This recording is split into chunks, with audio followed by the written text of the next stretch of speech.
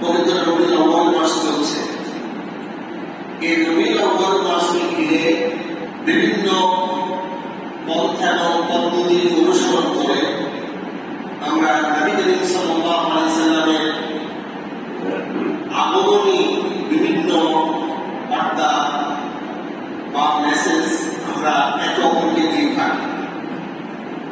ফেনী অঞ্চলে তেমন একটা দেখা না গেলেও বিভিন্ন অঞ্চলে ঈদে মিলাদুন নবী সাল্লাল্লাহু আলাইহি সাল্লাম উদযাপনটা ব্যাপকভাবে উদযাপিত হয়।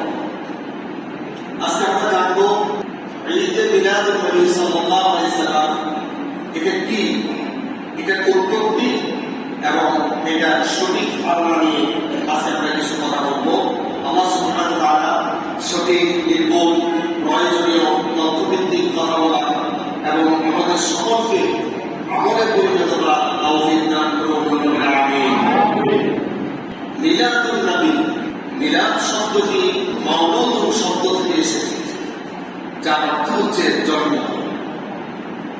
নবী অর্থ নবী, মিলাদুন নবী অর্থ নবীজির জন্ম। মিলাদুন নবী অর্থই হচ্ছে নবীজির জন্ম। এখন অনেক ক্ষেত্রে দেখা যায় আমাদের দেশে যে প্রচলিত মিলাদ আছে, আমরা এই মিলাদগুলো করতে থাকি। আমরা বলে থাকি যে নামাজের পরে মিলাদ আছে। মিলাদ আছে মানে কি? জন্ম আছে। মিলাদ অর্থ কি? জন্ম। একটু সবাই বলেন মিলাদ অর্থ কি? জন্ম। এখন বাকি নামাজের পর মিলাদ আছে, তার মানে কি? জন্ম আছে। তাহলে নামাজের পর জন্ম আছে, তার জন্ম।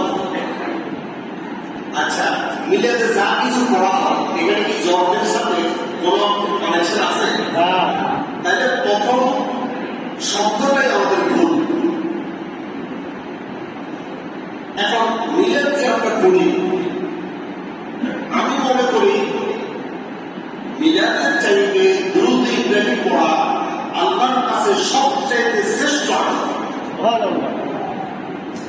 আমি আপনাকে অথেন্টিক ভাবে কথা বলতে পারি, মিলাদের শুরু থেকে শেষ পর্যন্ত আমরা যা কিছু করি, যেমন সারা দুনিয়া